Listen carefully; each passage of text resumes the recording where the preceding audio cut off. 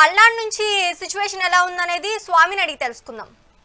స్వామి చెప్పండి, పల్నాడు సిచ్యువేషన్ ఎలా ఉంది అక్కడ వాతావరణం? తెలుపులేని వర్షాలు అయితే కురుస్తున్నాయి. ఈసారి మోదీ తుఫాను పల్నాడు జిల్లా మీద అయితే ఎక్కువ నష్టం వాటిల్లిందని కూడా చెప్పుకోవచ్చు. ముఖ్యంగా మనం చూసుకున్నట్టయితే ఈసారి ఆస్తి నష్టం కంటే ఎక్కువ పంట నష్టం అయితే వాటిల్లిందని కూడా చెప్పుకోవచ్చు. ఇటు పెదకూరపాడు, కోసూరు, అచ్చంపేటలో ఉన్నటువంటి పొగాకు, పత్తి, మిరప, ఇది మొక్కజొన్న కూడా పూర్తిగా నష్టపోయిందని కూడా చెప్పుకోవచ్చు. దాంతో పాటుగా ఈసారి ఒక రోజు ముందుగానే ఏదైతే పునరావాస కేంద్రాలకు అయితే లోతట్టు ప్రాంతాల్లో ఉన్న ప్రజలను తీసుకెళ్లి అక్కడ వాళ్ళకి కావాల్సిన సౌకర్యాలు మొత్తం ఏర్పాటు చేశారని కూడా చెప్పుకోవచ్చు. ఓవరాల్ గా చూసుకున్నట్టయితే పల్నాడు జిల్లాలో ఎక్కువ పంట నష్టం అయితే వాటిల్లిందని కూడా చెప్పుకోవచ్చు. దాంతో పాటుగా ఏదైతే విద్యుత్ స్తంభాలు పూర్తిగా నేలమట్టమైనని కూడా చెప్పుకోవచ్చు. అయితే గత రాత్రి నుంచి కూడా విద్యుత్ స్తంభాలకు సంబంధించి అధికారులు కూడా అప్రమత్తమయ్యి త్వరగా ఎక్కడైతే విద్యుత్ అంతరాయం ఉందో అక్కడ ఆ ఊర్లకు త్వరగా విద్యుత్ ఇవ్వాలని చెప్పి ప్రతి ఎంప్లాయ్ కూడా ఆ విద్యుత్ స్తంభాలను నిలబెట్టుకుని పౌరిచ్చే పనులు అయితే ఉన్నారని కూడా చెప్పుకోవచ్చు. అయితే ఓవరాల్ గా ఆ పల్నాడు జిల్లా వ్యాప్తంగా కూడా సుమారుగా 5,000 హెక్టార్ల వరకు పంట నష్టం వాటిల్లిందని కూడా చెప్పుకోవచ్చు. అయితే కౌలు రైతులు కూడా ఈ పంట నష్టం వాటిల్లడంతో తీవ్ర ఇబ్బందులు పడుతున్నారని కూడా చెప్పుకోవచ్చు. ఏదైతే ముఖ్యంగా ఇది పొగాకు, మిర్చి, పత్తి అయితే చేతికొచ్చే టైంకి ఇలా అవడం కూడా ఆ రైతులు చాలా లబోదిబ్బని అంటున్నారని కూడా చెప్పుకోవచ్చు. దాంతో పాటుగా ముఖ్యంగా ఏదైతే మొన్న ఒక 4 రోజుల క్రితం వేసిన వరికి అయితే పూర్తిగా నీళ్లు నిలబడి కులిపోవడంతో వరి కూడా పూర్తిగా నష్టం వాటిల్లిందని కూడా చెప్పుకోవచ్చు. ఇటు చిలకలూరిపేటలో అయితే పొగాకు పంట అయితే పూర్తిగా దెబ్బతిందని కూడా చెప్పుకోవచ్చు.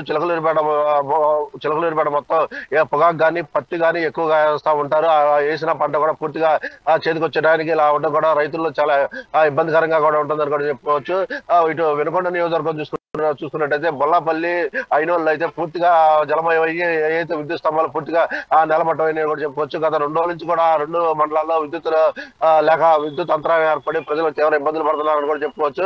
ఏదైతే మోదీ తుఫాను ఈసారి పల్నాడు జిల్లా మీద ఎక్కువ ఇంపాక్ట్ చూపించిందని కూడా చెప్పుకోవచ్చు. దాంతో పాటుగా ఇటు మాచర్ల నియోజకవర్గంలో పత్తి, మిరప కూడా పూర్తిగా దెబ్బతిందని కూడా చెప్పుకోవచ్చు.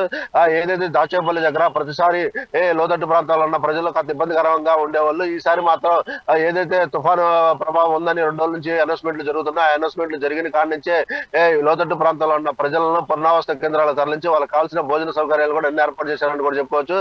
దాంతో పాటుగా ఏదైతే పాత బిల్డింగ్లు కానీ ఆ పాత ఇల్లులు కానీ ఏదైతే ఉన్నాయో ఆ ఇళ్లలో ఉన్న ప్రజలను కూడా సురక్షితమైన ప్రాంతాలకు తరలించారని కూడా చెప్పుకోవచ్చు. ఓవరాల్ గా చూసుకున్నట్టయితే జిల్లా వ్యాప్తంగా కూడా ఒక మరణం కూడా సంభవించలేదని కూడా చెప్పుకోవచ్చు. అయితే అసలు పూర్తిగా అయితే పంట నష్టం పూర్తిగా వాటిల్లిందని కూడా చెప్పుకోవచ్చు. అయితే ఈ పంట నష్టం మరి వాళ్ళ నుంచి ఎంత మేరకు పంట నష్టం వాటిల్లింది ఏంటనేది అధికారులు కూడా గ్రౌండ్ లెవెల్కి వెళ్ళి రైతులు అడిగి తెలుసుకొని ఎంత మేరకు నష్టం వాటిల్లిందని కూడా పూర్తిగా నివేదిక అయితే రెడీ చేయడానికి కూడా సిద్ధంగా ఉన్నారని కూడా చెప్పుకోవచ్చు. దాంతో పాటుగా పూర్తిగా అయితే రోడ్లు అయితే పాడైపోయినాయని కూడా చెప్పుకోవచ్చు. ఏదైతే గత 3 రోజుల నుంచి వర్షం నీళ్ళతో రోడ్లు మొత్తం పాడైపోయినాయని కూడా చెప్పుకోవచ్చు. ఇటు పూర్తిగా కొన్ని గ్రామాలకి కొన్ని ఊర్లకి అయితే పూర్తిగా అంతరాయం అయితే ఏర్పడిందని కూడా చెప్పుకోవచ్చు. ఏదైతే కొన్ని వంతెల పైకి నీళ్ళు వచ్చి వంతెలు కూడా కొట్టకపోయిన దాఖలాలు మన పల్నాడు జిల్లాలో ఎక్కువగా ఉన్నాయని కూడా చెప్పుకోవచ్చు.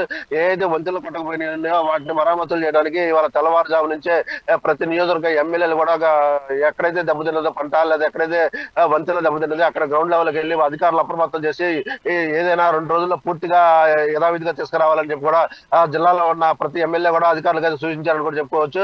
అయితే ఓవరాల్ గా ఈసారి ఏదైతే పల్నాడు కలెక్టర్ అయితే చాలా అప్రమత్తం అయ్యి పునరావాస కేంద్రాలు ముందుగానే ఏర్పాటు చేయడం, ఆ పునరావాస కేంద్రాలకు ముందుగానే ఇటు పులిచింతల ప్రాజెక్టు కింద ఉన్నటువంటి కొన్ని లంక గ్రామాలకు సంబంధించి కానీ ఇటు దాచేపల్లి దగ్గర ఉన్న లంక గ్రామాలకు సంబంధించి కానీ వీళ్ళందరినీ కూడా ముందు పునరావాస కేంద్రాలకు 2 రోజులు ముందుగానే తరలించడంతో ఎలాంటి నష్టం అయితే వాటిల్లో లేదని కూడా చెప్పుకోవచ్చు. అయితే కొన్ని ఇళ్లలోకి అయితే నీళ్లు రావడం వల్ల ఈ టీవీలు కానీ ఫ్రిడ్జ్లు కానీ పూర్తిగా పాడైపోయినాయని చెప్పుకోవచ్చు. కొన్ని వంట సామాన్లు కానీ వాళ్ళకున్న మంచాలు కానీ పూర్తిగా పాడైపోయినాయని కూడా చెప్పుకోవచ్చు. దాంతో పాటుగా ఏదైతే వర్షం నీళ్లు 3 రోజులుగా రోడ్డు మీద ఉండటంతో కొన్ని ఊళ్ళలోకి అయితే పూర్తిగా నీటి మట్టం అవడంతో ఆ నీళ్ళలో ఉన్న వాహనాలు కూడా రిపేర్లు ఆటో డ్రైవర్లు కానీ లేదా కారు టాక్సీ డ్రైవర్లు కానీ పూర్తిగా చాలా నష్టపోయామని కూడా చెబుతున్నారు. అయితే ఓవరాల్ గా చూసుకున్నట్లయితే పల్నాడు జిల్లాలో ఇటు పంట నష్టము, ఇటు వాహనాలు రిపేర్లు రావడము, ఇటు కొన్ని ఇళ్లలోకి నీళ్లు పోయి తమకున్న జీవనాధారం ఏదైతే కొన్ని వస్తువులు ఉన్నాయి ఆ వస్తువులు కూడా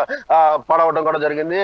అయితే ముఖ్యంగా మనం చూసుకున్నట్టయితే ఇటు పెదకూరపాడులో అయితే పూర్తిగా అయితే పంట నష్టం వాటిల్లిందని కూడా చెప్పుకోవచ్చు. దాని మీద పూర్తిగా పెదకూరపాడు నియోజకవర్గం మొత్తం ఇటు కోసూరు కానీ అచ్చంపేట కానీ బెల్లంకొండ కానీ ఈ నాలుగు చోట్ల పూర్తిగా ఎంత పంట నష్టం వాటిల్లింది, ఎంత మేరకు నష్టపరిహారం ఇవ్వచ్చు అని చెప్పి పూర్తిగా అధికారులు ఒక నివేదిక రెడీ చేయమని పెదకూరుపాడు ఎమ్మెల్యే భాష్యం ప్రవీణ్ కూడా ఇప్పటికీ అధికారులకు అయితే సూచించారని కూడా చెప్పుకోవచ్చు. ఇటు చిలకలూరిపేటలో అయితే పొగాకు పంట ఎక్కువ వేయడం వల్ల పొగాకు పంట కూడా తీవ్రంగా దెబ్బతిందని కూడా చెప్పుకోవచ్చు.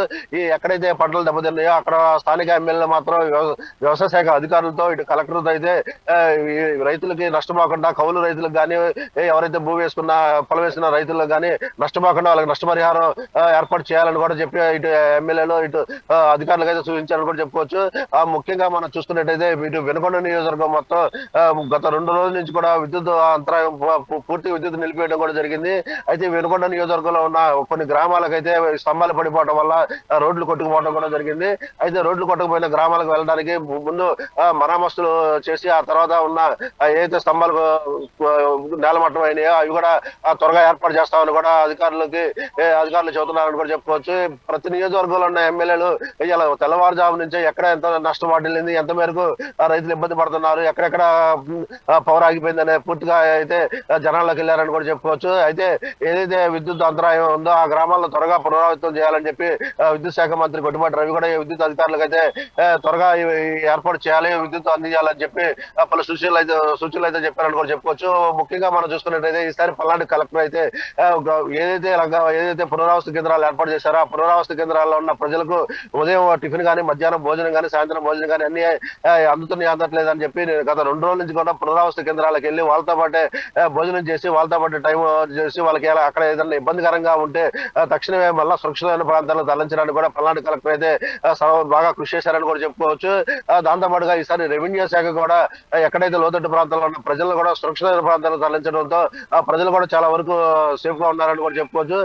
ఓవరాల్ గా చూసుకున్నట్టయితే ఏదైతే వంతెనలు ఉన్నాయో ఆ వంతెల మీదకు ఎలాంటి వాహనాలు రాకుండా కూడా పోలీసు యంత్రాంగం కూడా బాగా పనిచేసిందని కూడా చెప్పుకోవచ్చు. మొత్తం మీద చూసుకున్నట్టయితే పల్నాడు జిల్లాలో ఈసారి ప్రాణ నష్టం కంటే ఎక్కువ పంట నష్టం వాటిల్లిందని కూడా చెప్పుకోవచ్చు. దాంతో పాటుగా రోడ్లు కూడా కొట్టకపోయినాయని చెప్పుకోవచ్చు. విద్యుత్ స్తంభాలు, పంట నష్టం, రోడ్లు ఈ 3 అయితే తీవ్ర స్థాయిలో దెబ్బతిన్నాయని కూడా చెప్పుకోవచ్చు. దాంతో పాటుగా ఏదైతే చిన్న చిన్న నిరుపేదలు ఉంటారో ఆ నిరుపేదల ఇళ్లలోకి నీళ్లు పోవడంతో వాళ్ళకున్న వండుకునే సామాన్లు సైతం ఆ నీళ్ళలో కొట్టుకుని పోయిన దాఖలాలు కూడా మనం నేను చూసాము. మొత్తం మీద చూసుకున్నట్టయితే ఆ నిరుపేదలుగా ఏదైతే ఇళ్లలో సామాన్లు కొట్టుకొని పోయినాయో వాళ్ళకు కూడా ఎంతో కొంత డబ్బులు ఇవ్వాలని చెప్పి కూడా గవర్నమెంట్ కి అధికారులు అయితే చెబుతున్నారని కూడా చెప్పుకోవచ్చు.